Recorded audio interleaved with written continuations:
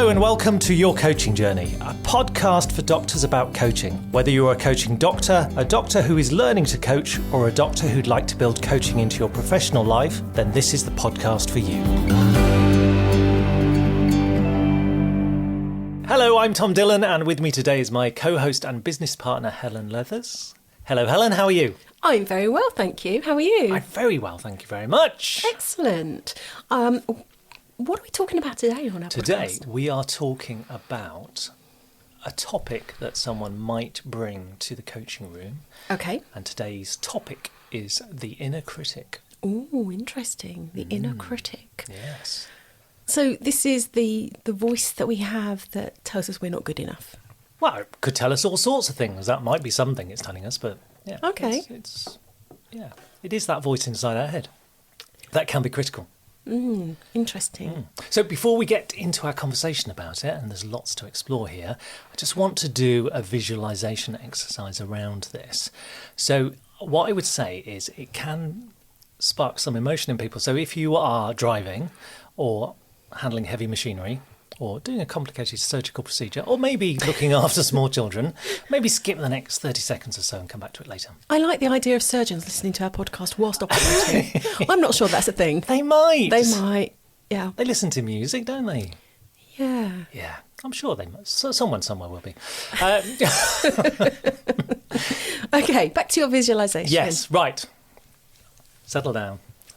Set down the tools. Yes. Eyes closed.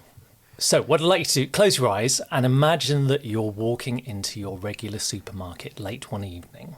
I'd like you to look out through your eyes and see what you see, hear what you hear, and notice what you notice.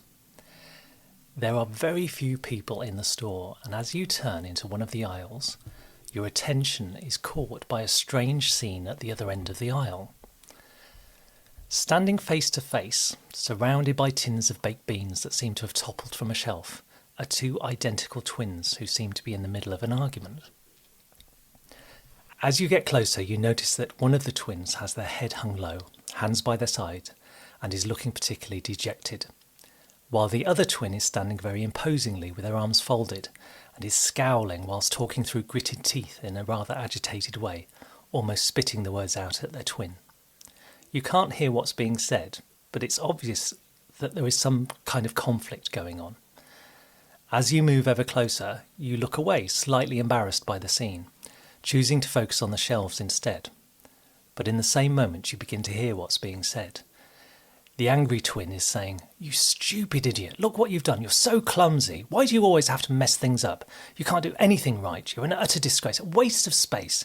This is why people don't like you. You're always getting it wrong. This is why you've not made it. This is why you're rubbish at relationships. If people only knew how hopeless you really are, they wouldn't have anything to do with you. If they knew the real you, they'd run a mile. For goodness sake, you idiot, I'm so disappointed in you." As you move past them, you glance back and you see that the quiet twin is crying softly, sobbing as they try to stifle the tears. Now, just for a moment, reflect on the emotions that would have surfaced for you as you walked past and witnessed that scene. How would you have felt?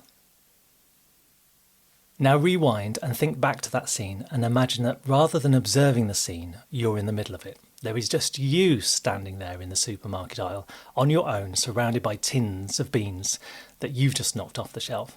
Think about how you would be feeling if the angry twin's monologue was your own voice inside your head, talking to you in that way, being ultra-critical. How would you feel then? Oh. That's made me feel a little bit sad, a little bit emotional. Yeah. And that's what it's like, isn't it? Good. Well, so obviously that's an imagined scenario, but we know that many people come into the coaching room that do have that sort of inner dialogue going on in their head. Not all the time, but from time to time, that's the place that they go to. And much of the negative thinking that we engage in and where we focus is voiced by that inner critic. Yeah. And I suppose it might be repeating things we've heard from people in our lives as well. Yeah, and I think that is an interesting concept because we tend to think, well, there's the inner critic, that's us, and we almost blame ourselves for having the inner critic. But the inner critic, I think, is a voice of someone that in the past, maybe not one person, but an amalgamation of different people who have been critical of us at some point in time. And if you think about, I was thinking about this in terms of when you might speak to someone else in that way, openly, and I do it very, very rarely. I can't think of times when I would be that way with someone else. I might do it in my own head, but I don't do it with someone else.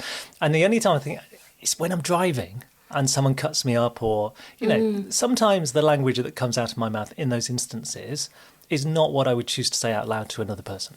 Yes. And I kind of relate that a little bit to the inner critic, that it's almost like that shouty... men on a football terrace watching football, if the referee's made a bad decision, they will be horrible.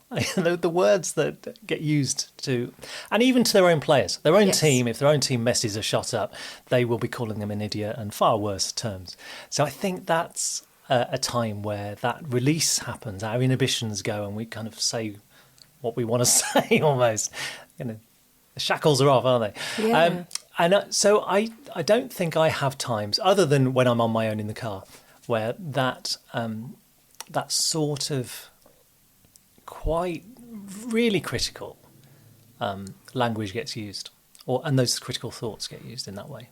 I think for the most part, I do tend to look for the good in people and see their side of things. And I think that most people wouldn't use the language you described in that scenario to others in general conversation. No, they'd be horrified. So the only other time that I think I've witnessed it and still see it quite, not all the time, but on occasion, is parents with children, like supermarket parents.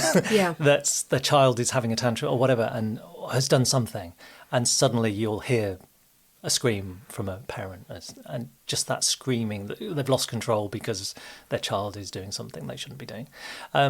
So that's probably the only other, and I think that's a weird one, isn't it? Because obviously we have to assume that they love their children and care for them, but there are times when they lose it, and that sort of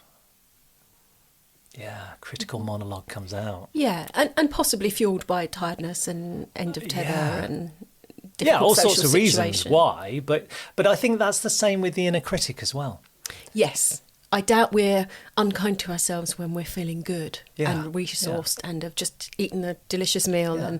And of course, we're more likely to make mistakes when we're not resourced well. Yes. So if we're tired and stressed, then we're likely to make errors that are going to then lead to that inner critic, that inner dialogue happening. We've not really said what it is, have we, other than that it's that inner critical voice. But I think probably a good way to explore it is perhaps people that come to the coaching room that do have that, just are very critical of themselves. Yes. And they're not hearing it from other people, but they just have a voice that tells them they're not good enough, or they couldn't possibly do something, or they're stupid for having done something a certain way, or they've made a mistake. And I suppose they might not say, I tell myself this. They might say, I feel this. I feel not good enough. I feel not worthy. Yeah, I think I do have times when people say, yeah, well, I'm just hopeless at that.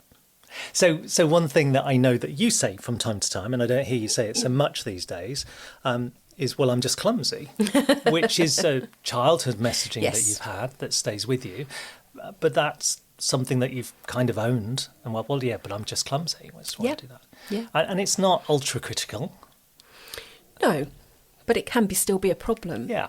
And it is something that I've worked through and learned to understand. Where's it come from? And challenged as well. And challenged in a big way. Yeah. And you know that is childhood messaging. Absolutely, yeah. So that inner critic, or that recognition that you are in some way faulty, that there's some problem there, is from childhood. It is, absolutely. Helen would fall over a brick in the middle of a field if she... and which I did do when I was about 4, and it stayed, and it became the mantra, Helen's the clumsy one. I think when I first met you, you'd just fallen down a rabbit hole. This is so true.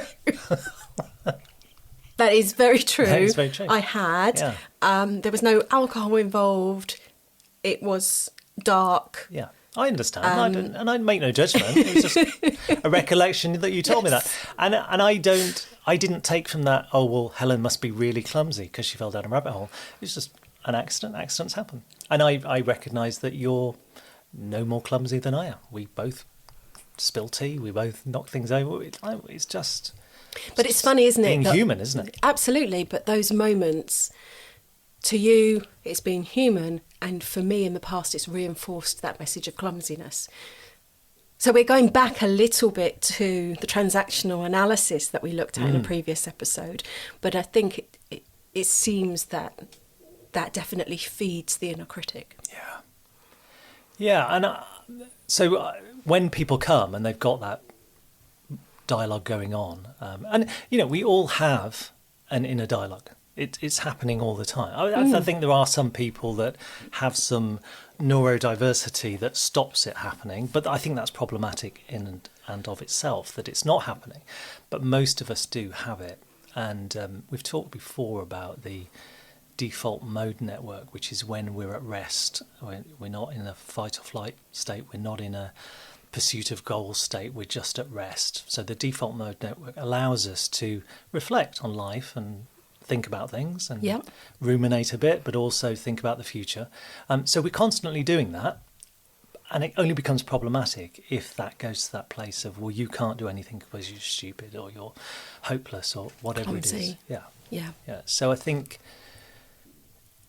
recognising that it's perfectly normal to have a dialogue going on in your head, and that's not unusual. We're all doing it.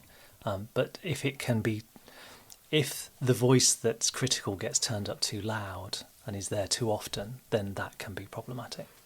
Yeah, and that can impact on our interactions with other people, on how we perceive ourselves, on our behaviours and habits, and also can be quite limiting potentially. Yes, and I think it's really problematic if it's around your own self-esteem and whether you're worthy of being loved, those sort of big topics. But I think it can exist in smaller areas. So it might be a workplace situation where you, in certain situations, don't feel that you're capable and you're hopeless at something. So I think it can come up in different ways. It's not always as devastating as it can be for some people.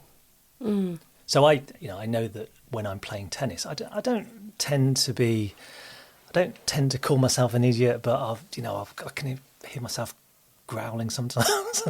Come on, when I miss a shot. But it's not something that's permanent about me. I just, in that moment, I want me to hit better shots. Yes. But I don't go to that place of, well, you're hopeless at tennis.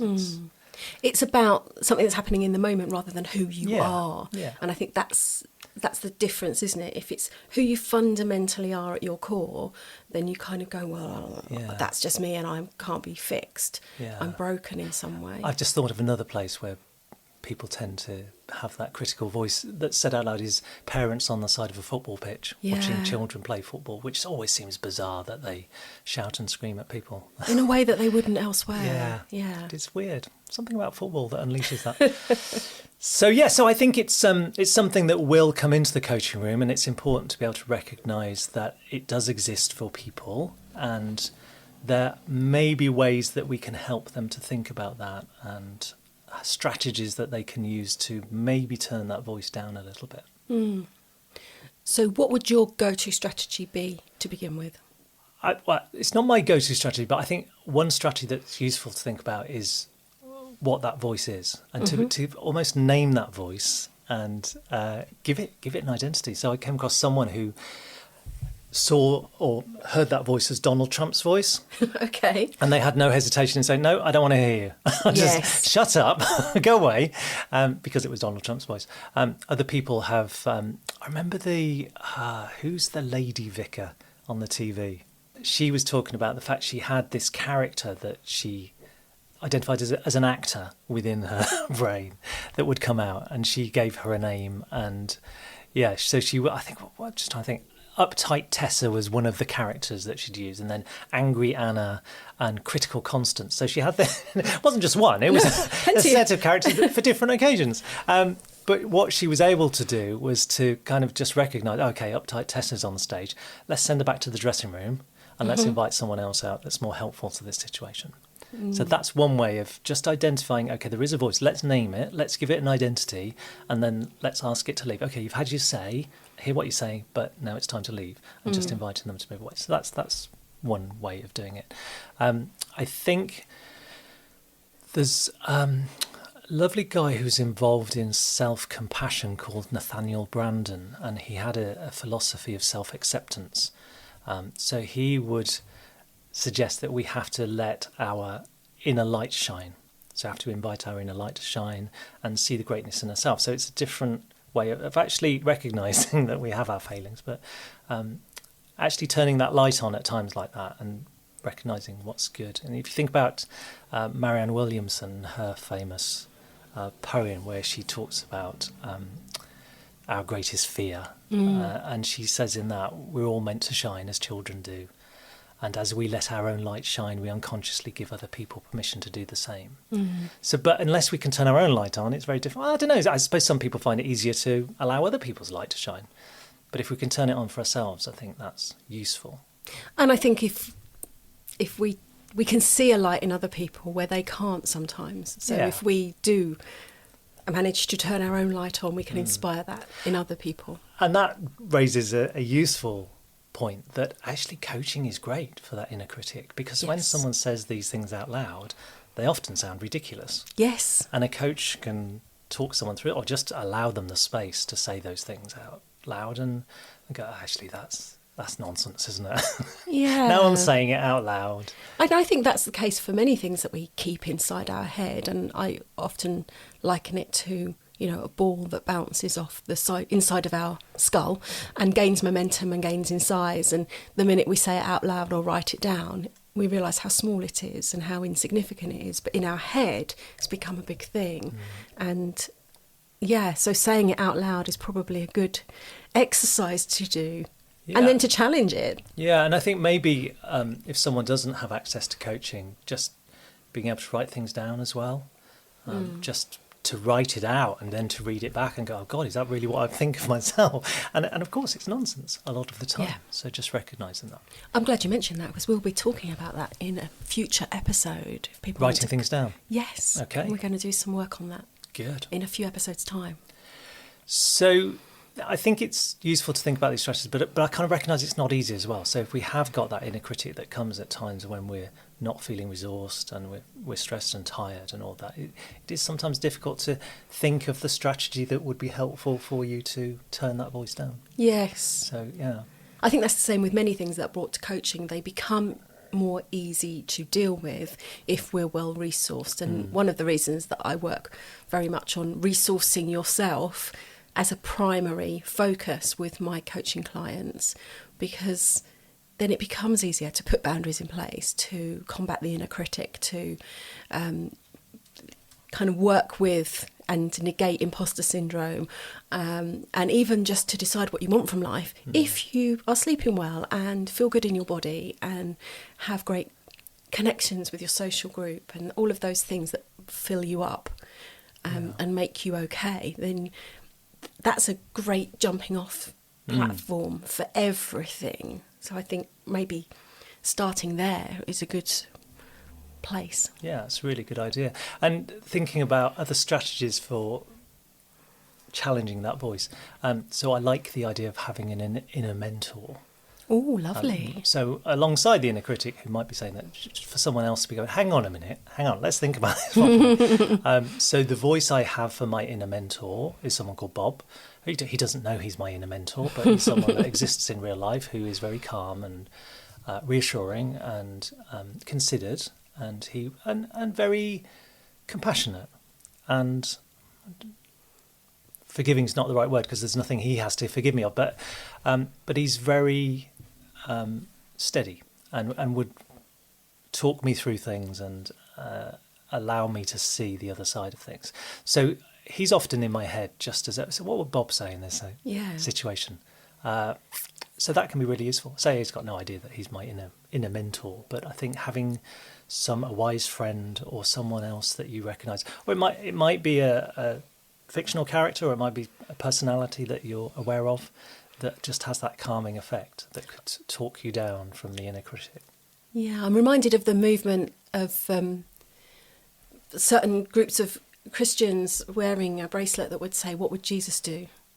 Yeah. And yeah. there is that, isn't it? You put whatever name you want to put in that space. Yeah. But well, and obviously, whether you have faith in a Christian faith or not, I think the teachings of Jesus as they are presented to us are very compassionate, aren't absolutely, yeah, and full of self-compassion. Yeah, and forgiveness and all of the things that we would want to hear from an inner mentor are there. So yeah, if that works for people, then why not? Yeah. Yeah. What would Jesus do, or what would Bob do? What would I sometimes think, what would Elvis do? Okay. Have another cheeseburger or squirrel burger. He ate squirrel burgers? Yeah, it's almost deep south in America. That's a thing. It's a delicacy. Wow. Okay, you live and learn. I don't know how we got onto what Elvis would do, but so another strategy that we might think of with our coachees comes from Eckhart Tolle. So he suggests a good way of eliminating the inner critic is almost like a mindfulness, that stepping outside and recognising that inner critic is going on, that dialogue is going on. So by removing yourself from it and listening to it as though you're a third person listening in, it's that thinking about that metacognition, isn't it? It's thinking about thinking. And as a spectator to those thoughts, you're not impacted in by those thoughts in the way that you would be if it was just going on in your head. Well, obviously it's still just going on in your head because you're thinking about thinking, but it's that stepping away from it. It is that, what's that word? Disassociation, that's the word. Thank you. I was struggling to find it, but dissociating from that experience and just as though you're watching it in a movie. Well, again, I'm reminded of, a Bond villain saying, so, Inner Critic, I've been expecting you. Which Bond villain were you thinking of? I think that was Blofeld, wasn't Blofeld, it? That did say who's your favourite Blofeld? Oh, that's a really interesting question, because I have issues around the whole Blofeld thing and the latest movies. Yeah. I won't go into it now. It's for another episode. Yeah. But what's his name? Donald Pleasance? No, the Telly bald head. Savalas. Telly Savalas. They're all bald. Or they're all bald but I think they're all bald as Blofeld, aren't they? Yeah. Telly Savalas. Yeah. I like Telly Savalas. Yeah. He's still Kojak for me. And Before your time. No, I remember Kojak. Okay. And from On Her Majesty's Secret Service. He was in, wasn't he? I don't remember. They all get Which blurred. Arguably is, I believe, a good Bond film. No. We might be going off topic. Well, no, just heading for an argument over that one. George Lazenby, wasn't it? Yes. I think he was seen as kind of a good casting for Bond, but it didn't work for me at all. But for the storyline, okay, I think it all worked. right. Okay. That's just my opinion. Yeah. You're allowed yours. Okay, so going back to Eckhart Tolle's, Tolle, well, however you want to say it, his idea. So I think whilst it's important to recognise your mistakes and accept you have ownership on your behaviours, actually also be able to accept who you are and that you're fallible, you're human, and you could choose to accept that and forgive yourself and be compassionate. That self-compassion, I think, could be really useful. It strikes me that a positive psychology approach would be useful here as well. Yeah. Because you have the gratitude practices, so you could focus on the things that you are grateful for and give your life meaning. You focus on the strengths, you focus on the things that bring you flow, you focus on moments of enjoyment and connection with other people and having meaning. There's almost no room for the inner critic there. No, and that's interesting because if you look at sports psychology, they do a lot of work on flow and being in flow. So if you mess a shot up as a sports person, so let's go back to tennis, it's my go-to sport. If you mess a shot up, you're on to the next shot, you're back in flow, you haven't got time to think about that shot.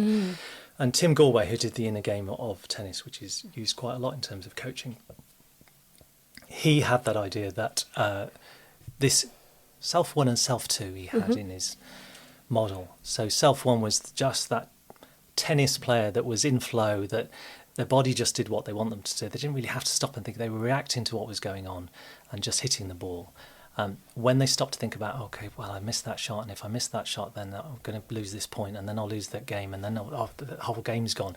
That interference that comes with that self too, which tends to be critical, is really problematic for sports people. So you have to be able to shut that down. And the best way to do that, so there was a lady tennis player, Joanna Conter, I think her name was, who had a sports psychologist working with her, and it changed her game, and she was suddenly in the top 100 and thriving. But he works a lot on that, shutting down the inner critic by focusing on what you're doing in the moment.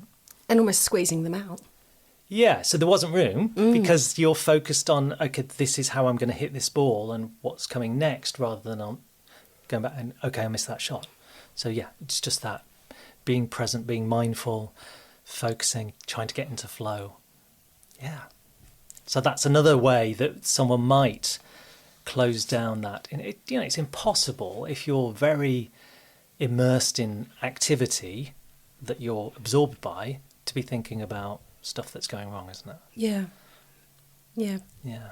And I'm thinking out loud here, but just as an extension to that, I think if we've got things that we're moving towards, so let's say we've got something that we really that we're working on, and it's something that is going to come off at some point in the future, we're just working towards it. That's a much better place to be than sitting with nothing and reflecting back on what's gone. Yes. So I'm thinking about the Strictly final last week. Yes. And okay. I'm interested to see where this okay. goes. So they had 3 dances Yes. to do, and when Ellie did her show dance, Yes. she couldn't do the final lift. Yes. She got into position and it didn't feel right. And so she came out of it without completing that lift. Now, had that been a normal week, she would have done the dance, it would have ended there, she would have had time to sit with that, think about it, etc. And what she had to actually do was do another dance and move on with the show. So what we're saying is, had this show ended at that point where she hadn't done the final lift, her inner critic would have kicked in. I think so, because actually when she was interviewed, and Claudia said to her, I know something happened, but... And she went, no, it's gone, I'm moving on. Yeah. And I thought, brilliant. Yeah. What a lovely learning from that. Because she had another dance to do. Absolutely. So, yeah, had no time to reflect. Had no time, and it's like my eyes are on the glitter ball, and of course she won, which was just lovely. Yeah. So I'm thinking that could be... Yeah, and fair play to her. Like, so everyone else is looking at that dance and going, that was a fantastic dance. You did things that technically were so much more difficult than the other dancers. And one of the things didn't quite come off, and you could easily beat yourself up about that. But actually the rest of it was phenomenal, and you pushed yourself to your limits. Yeah, which is kind of what we want to see, isn't it? Yeah. Yeah. So I think that you're right, that actually moving on, being absorbed, whilst, we can always learn from our mistakes, I think not dwelling on them is good in terms of managing that inner critic. I would have loved to have seen that lift, though, I have to say. Yeah. And it was the last show, so we don't get to see it. Yeah. Maybe there'll be they do a tour, don't they? It becomes a touring spectacle, so maybe she'll do it in that. You never know. No, so that's another way of quietening the inner critic, just to be absorbed in something else where it doesn't have space. I think we talked about the inner mentor, and I've heard, I don't use this myself, but I've heard other people talk about the future self being a mentor for you in this moment. So let's go forward, let's think about you in retirement. Yes. Looking back at your life and at this incident in your life, what would you have to say to yourself now? Yes, like giving advice to your younger self almost. So yes. A bit like me talking to Cody, my 10-year-old grandson, I'm able to kind of have that step back and to be objective about things that are happening and the importance of things that seem vitally important to him now, but actually just to go, in the grand scheme of things, it doesn't actually matter. And I don't have that. When we talk about parents with the inner critic, I don't have that with him. I very rarely go to that place of being annoyed with him. So being his granddad, I get the joyous stuff of just being encouraging. And yeah, so he's not done as well as he wanted in his SATs recently. But I had a really good conversation with him about he's just not at that point where that's working for him now. It doesn't mean he'll never be able to do it. I imagine he would have, what would Grandad say? I imagine he would. Yeah, I think I am that voice, that inner mentor for him, which is lovely to be able to do that. And I've also heard it being called the inner cheerleader. Yeah, but I think cheerleader is good. I think we need an inner cheerleader. But we don't want it to be just, yeah, you can do it without thought about it. I think the inner mentor is a better idea because it's actually giving some thought to it. Yes. It's not just going, rah, rah, rah, go. Go, Cody, go, Cody. It's actually, okay, well, actually, let's think about this. And you can, obviously, if you're doing that as a real mentor, then you can ask questions. Yeah. But there's no reason, if you had an inner mentor that was Grandad, what questions would Grandad ask me now that would help with this? So yeah, there are lots of strategies that could be used and that you could bring to coaching and invite your coachees to engage with, whilst recognising that when someone is in that inner critic, they've gone to that place and they're not feeling well resourced, it's very difficult to get yourself out of it. Yes. And it might be that talking to someone else is a really good way to stop the circling of the thoughts. Excellent. I think there's plenty there for our listeners who are using coaching to explore with their coachees and perhaps for themselves, actually, if they have an inner critic. So plenty to be getting on with, and we'd love to hear from our listeners what you've used, what's worked for you as well. So do get in touch with us about that. I think it's a really fascinating arena. And you say, they might have it. I think everyone does have it to some extent. And obviously it just becomes problematic if it's there for much of the time. Absolutely. But I think we're all going to have it from time to time. If I get up and trip over a lead now, I'm going to blame you for my clumsiness. For reminding me. Thank you so much for that conversation about the inner critic and how we can negate it somewhat. Thank you. I've enjoyed the conversation. And I believe next time we're going to come back to some listeners' questions. I think we are, yes. Excellent. I shall look forward to that. Take care. Bye for now. Bye-bye.